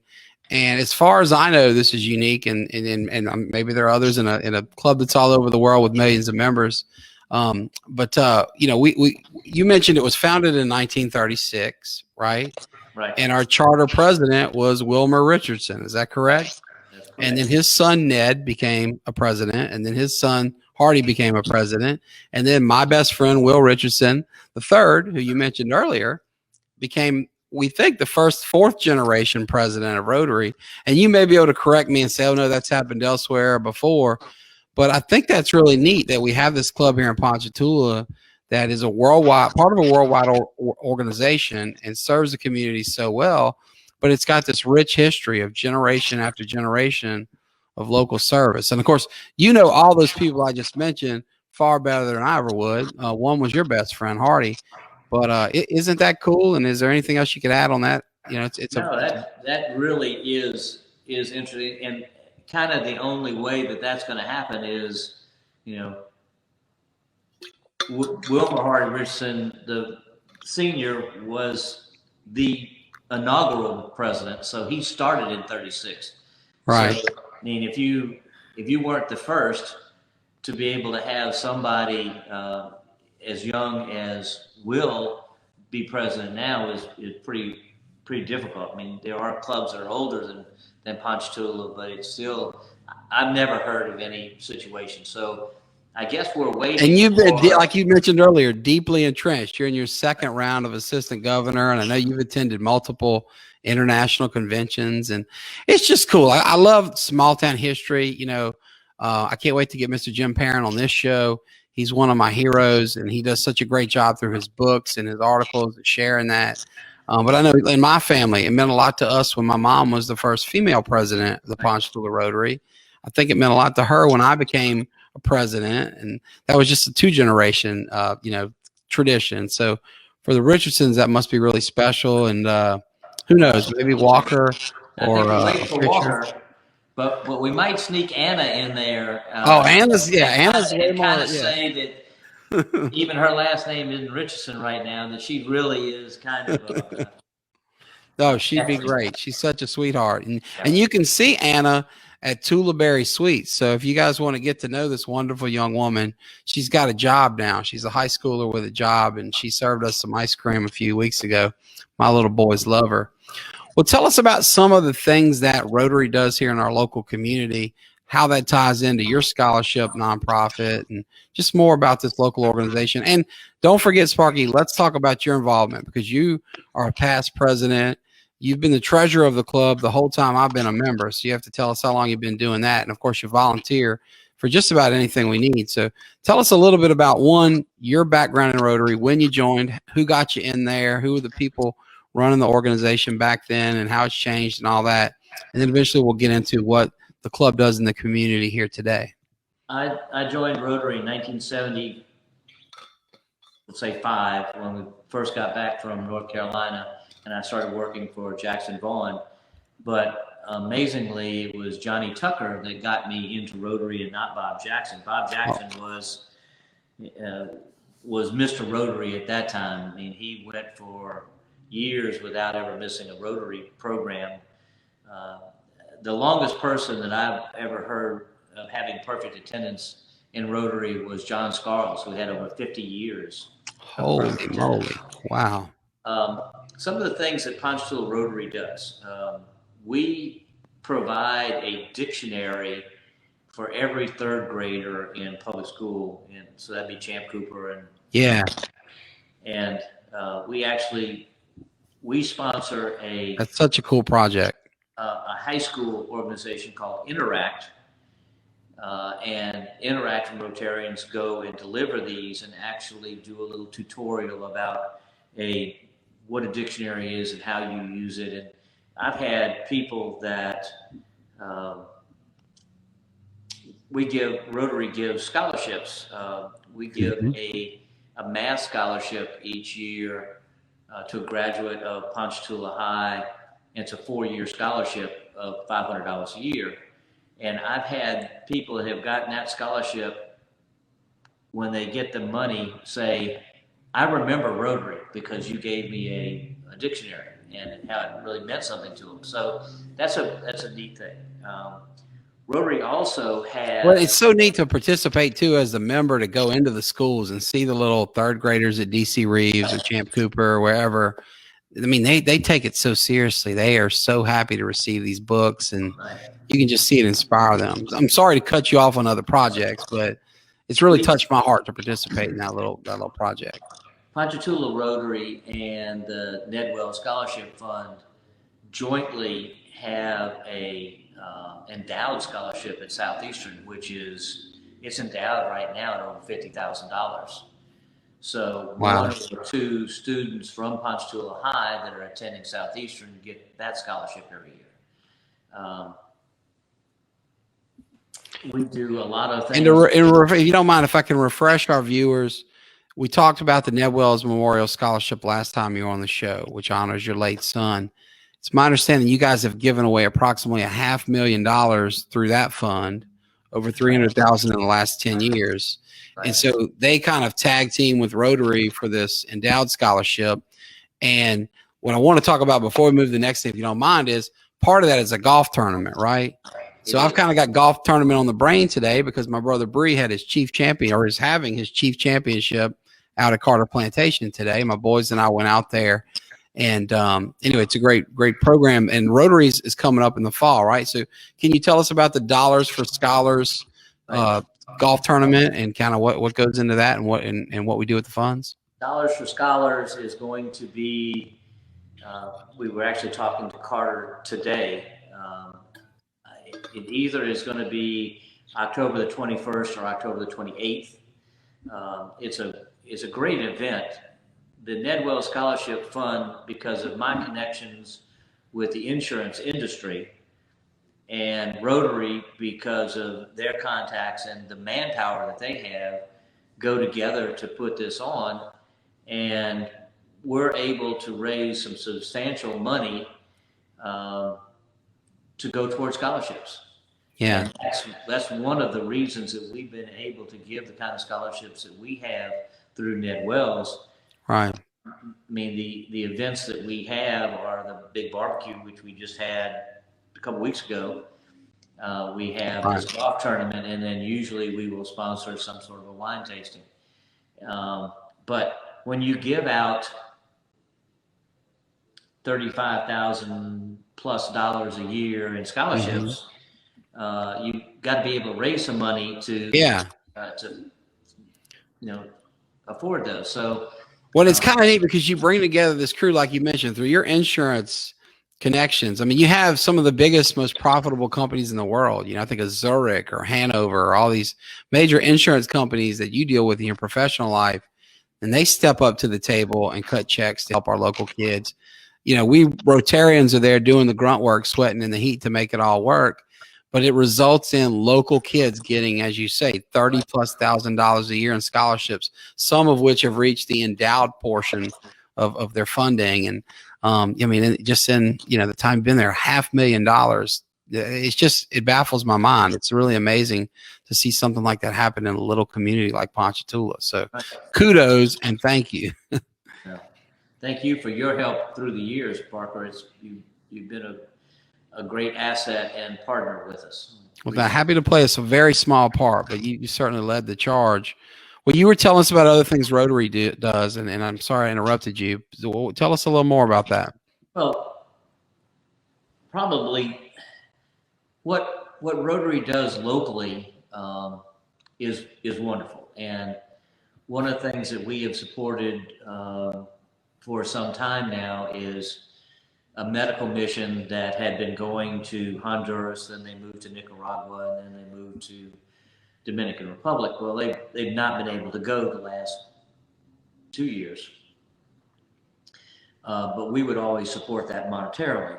Well, now that some of the areas are opening up, Rick Henry, a good friend of mine, and a dentist from Rotary. Yeah, Dr. Rick Henry's a great Rotarian, great man, wonderful guy. Rotarian named Charlie Foy from Madisonville, and Kathy and I and Rick's daughter are going to Peru in August on a dental mission. The people that own the lodge in Peru that we have got to be such good friends with have started a nonprofit called Angels of the Amazon, where they actually built a clinic and pay a nurse to be there 24/7. Wow. And when we used to go down there, the closest electricity to that place was over 100 miles away. They since have, as part of this nonprofit, have gotten some solar cells, so they have some electricity. Mm-hmm. But the government supplies all of the medications and supplies and that sort of thing, and are glad to have somebody, help them with a nonprofit to have access for these people. So we're going to go down. There's not been a dentist at this clinic in over 2 years. So we're going to go down and probably do a lot of extractions and probably treat some gum disease and that sort of thing. We're not going to be able to take the instruments to be able to fill cavities and that sort of thing. Right. So we're gonna go and now, Rick, this is something that's close to Rick's heart. He does medical missions for dentistry every year, it seems like, right? I mean, I know Will's been down with him before. Is this the first foray into Peru, or is this a return to Peru? It's the first foray into Peru because they were not able. They were supposed to do a medical mission in Dominican Republic again. Okay. In June and in May, and they weren't able to go because of COVID. So Right. it's 2 years in a row they haven't been able to do anything at all. So rather than miss out on the whole year, I contacted my friends that had this clinic and said, "Hey, would you like for somebody to come down?" Yeah. When Rick does his missions, they're usually with the Episcopal Church out of New Orleans. Okay. And they do doctors and veterinarians and dentists and the whole. It's like the medical Avengers. They bring the dream team down there, and they all hit it at once, huh? That's So cool. we're going to be the mini Avengers. You guys are going to be like the Ant-Man version of Avengers, part of the team, right? But you're not Thor and Iron Man, so to speak, right? If this goes well, then we will. Imagine, hopefully, we'll try to go again, or maybe add this group and go to Peru instead of. It's a little farther to go, but once we get there, they're going to take care of us. At least there is a nice lodge that's there that we can stay in, and that sort of thing. So, folks, next time you see Dr. Henry or Sparky on the street, you know, these are the angels of the Amazon. They've got some cool titles now. Sparky, I want to share a comment here that we received from my law clerk, Rayleigh Willoughby. And she posted this when we were talking about the scholarship. She said, and then those kids can go on to clerk at the Layrisson Law Firm. So it sounds like Rayleigh's one of your scholarship recipients. And Rayleigh's an incredible young woman. She is in her third year of law school at LSU. She is the niece, for those of you that watch the show here, the niece of Philip Bankston, who was one of our best guests ever, one of our most popular interviews we've done. This is Philip's niece. Rayleigh's just a brilliant young, soon-to-be attorney. She's also an ACT tutor. She tutored my niece, Avery, who's brilliant in her own right. But that's pretty cool here that somebody's watching the show and there's a little connection to my firm, your scholarship, and in this town. So, Rayleigh, thank you for watching. This is really cool. And Sparky, thanks for helping pay her way so that she could become the brilliant lawyer she's about to be. The thing that Rotary internationally is most famous for is the eradication of polio. And there really is only one country that has any active cases of polio. And even with that, I didn't realize, but there's 3 different types of polio. And there are only one of the 3 types of polio that still is in existence. And it's in Pakistan is the only country that still has any. Mm-hmm. It's been a long time coming. I'm going to say in 1989, we started trying to eradicate polio. They estimated it was going to take 10 years and $350 million or something like that. And it's been billions of dollars. Wow. The Gates Foundation. Right. They partner with the Gates Foundation. Has matched every dollar that Rotary puts into it. But besides that, Rotary is about peace, and it is about, one of their biggest initiatives lately has been water. And they want to try to make sure that every region of the world has reliable drinking water. Right. And if that means drilling wells or putting in water reclamation systems or whatever, they want to partner with local Rotary organizations to get that done. So it's a noble goal. While we're on the topic, go ahead. I'm sorry. That's interested in looking at Rotary. We meet on Thursdays at noon at the Rotary Hut. We're the only club that has our own building. Right. In this area, and we have Chef Richard Kissinger, who's a heck of a cook, and we eat well, as you can tell by looking at me. Folks, if you are interested in helping with the drinking water problem, in addition to the great work Rotary's doing, I got to throw a plug out there to my good friend Joel DeSherry and Commission Mankind, and they're doing great work drilling wells in Africa. Joel's been a guest on the show. And you can watch his interview if you want to learn more, or just Google or go to the website commissionmankind.com. They're doing great work.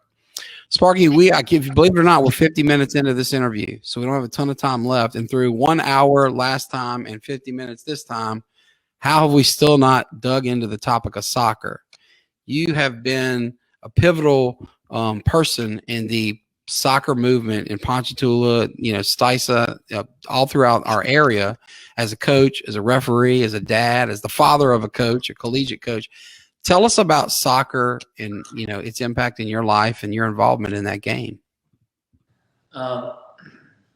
When my son, who was not a big person, he wasn't going to be a basketball player, he wasn't going to be a big football player, but he was a great athlete, decided that soccer might be his sport. When he was 4 years old, we started, and I didn't start coaching him until he was 6. I had actually, and very loosely, I'm going to say that I played soccer at Tulane. At the time, Tulane had a collegiate soccer team, and the Tulane rugby coach was also the soccer coach, and I had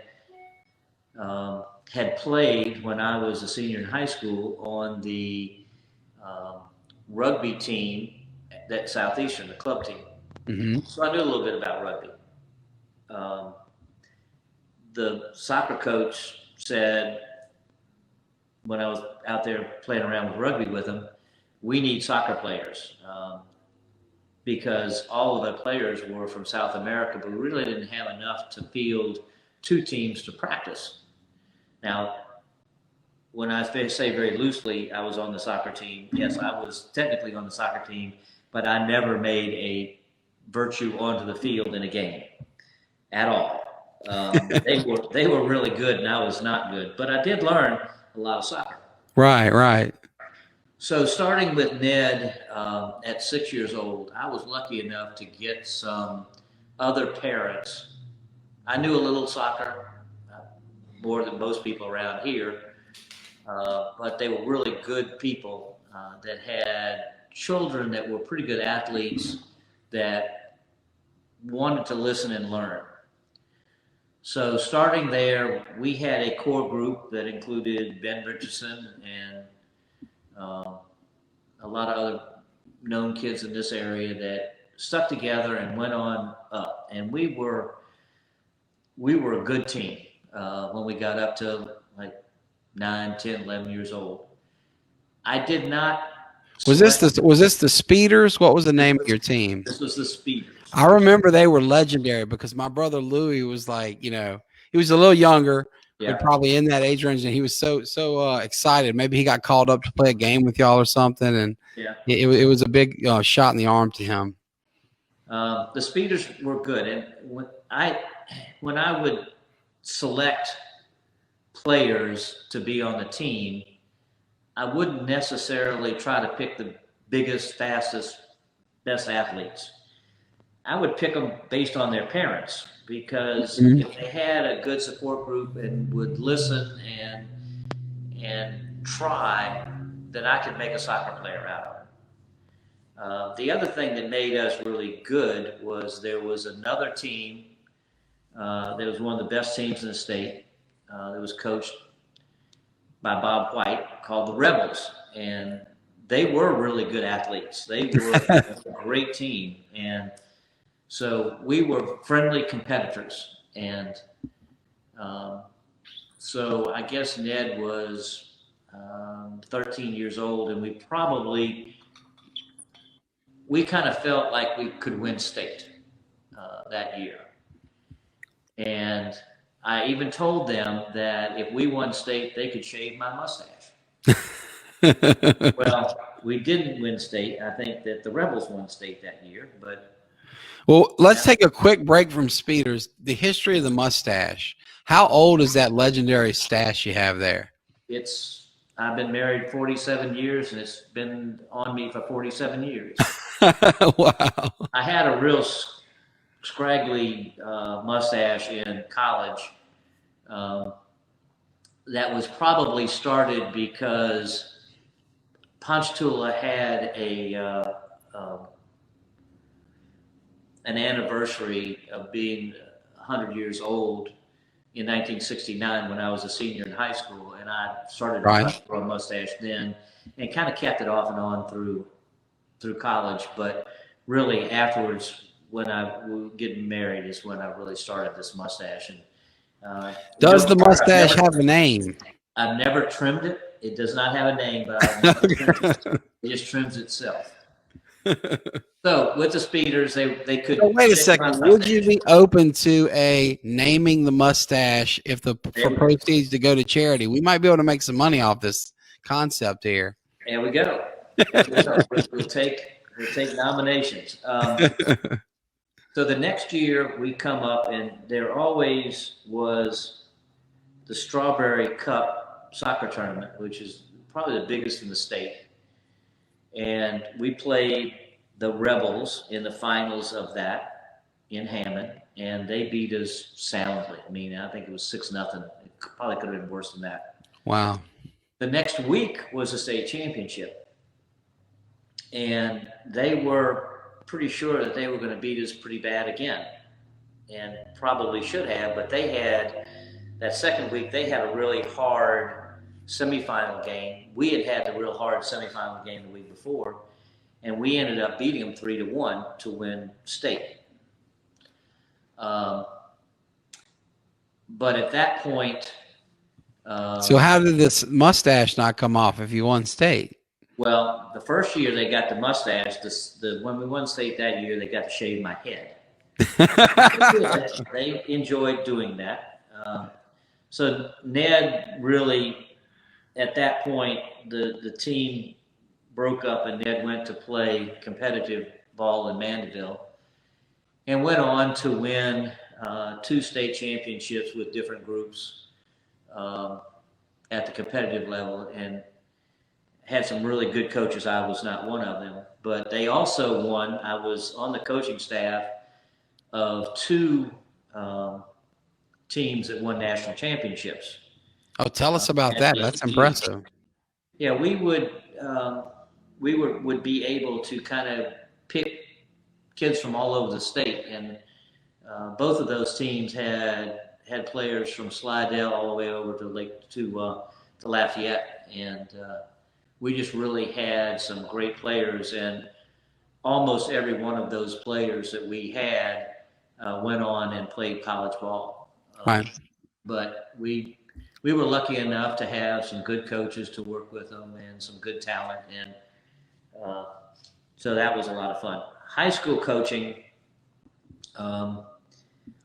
we coached a team with Russell Taylor and Russell Allen and some really great athletes, and their junior year, we lost in the semifinals for the state championship at a little podunk Ponchatoula that, didn't have a whole lot of soccer players that played year round even. And the program wasn't that old at that point, right? No, because I mean, it got founded when I was in high school in early to mid 90s. Yeah. So it's not like you had a really old program there with a lot of tenure. Yeah, but we had kids that had a lot of heart that really tried hard and were great athletes. I've been refereeing soccer. When Ned got involved, and then he and I would referee together when he got to be old enough. We would travel to Florida quite a bit to referee together, and the deal was always, if we refereed together, he got all of the money that both of us made, and he could make $500 in a weekend.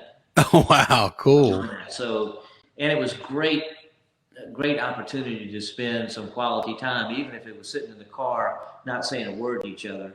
Yeah. Over there and that sort of thing. But we would travel to Florida. We went up to Chattanooga, Tennessee. They had one of the best tournaments in the country there, and we were invited to come up there 3 or 4 times. We would go to Texas to referee.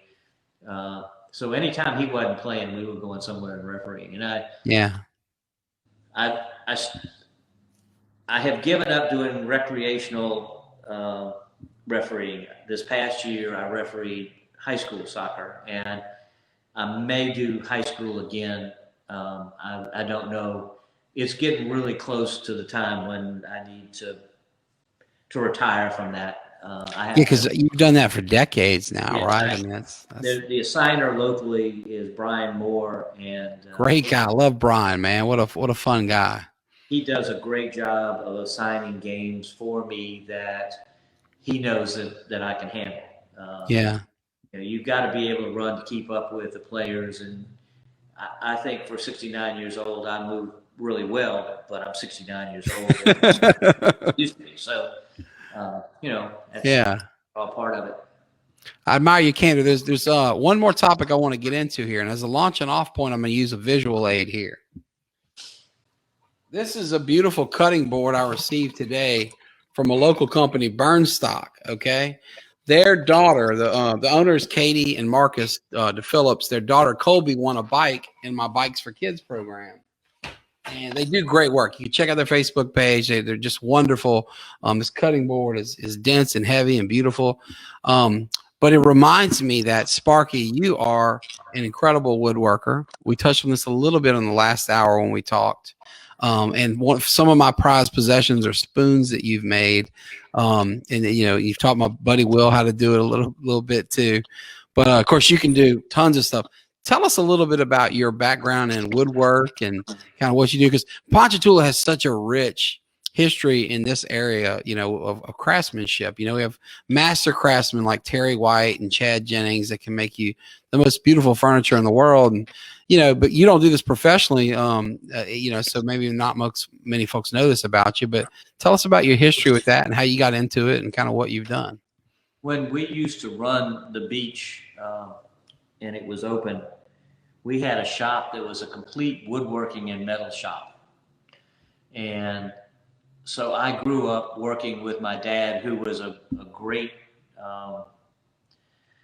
sculptor, and he made some wonderful furniture, some out of driftwood, some out of other woods that he'd gotten. But so I had an exposure to it. And when I moved to North Carolina, that Ponchatoula is wonderful and it has a lot of hidden talent, but North Carolina, they are phenomenal woodworkers there and are really interested in sharing their knowledge. Mm-hmm. So when we were in North Carolina, I had no tools except some hand tools, and actually was encouraged by the people up there to try to learn to carve things or make things the old way before they had electric tools. So I got started there, and when we came back, again, when we closed the beach,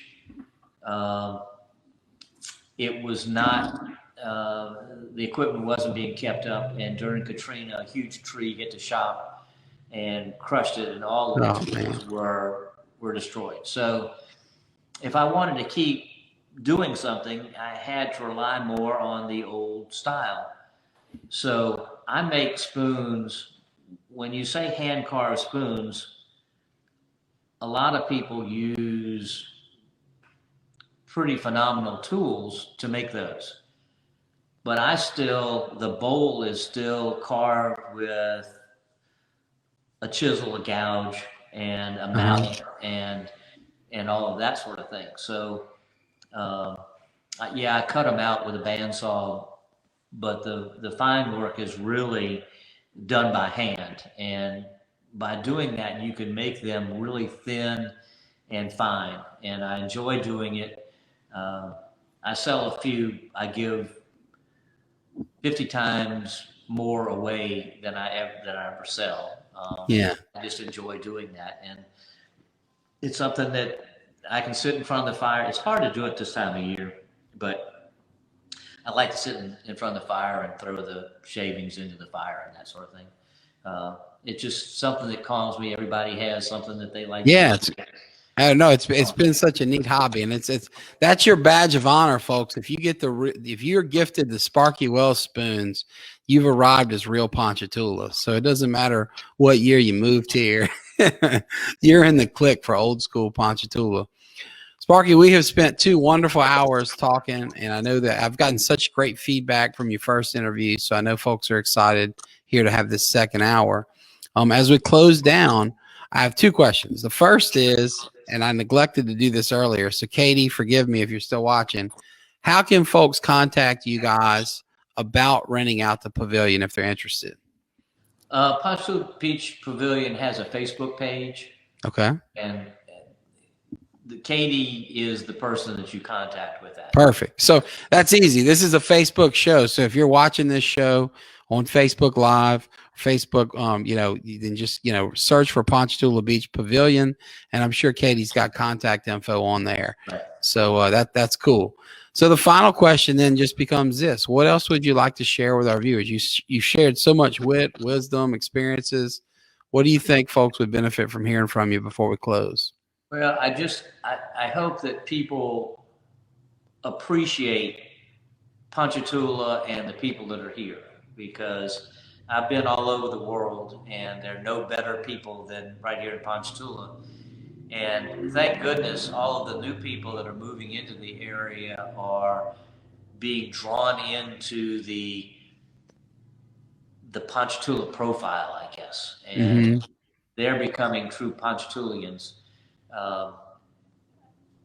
It's different in Hammond or Covington or Mandeville, even in this region. People in Ponchatoula are truly giving and supportive, and the best people on earth. Yeah, no, you're right. It's a special little place. And you're living proof of that. You've shown us the way, and you and Kathy have been so successful. You could live anywhere in the world, and you choose to stay here. So that's a testament to this place and its people. So, folks, thank you for tuning in for part 2 with Sparky Welles. I've enjoyed this so much. As I mentioned earlier, I'll be on vacation with Will Richardson and his family next week, and my family and my parents. So I won't be here, but our guest host, Mark Verbois, will be. So we'll be here next week on Thursday afternoon with Ponchatoula Live. So thank you, and have a great week and weekend. Take care.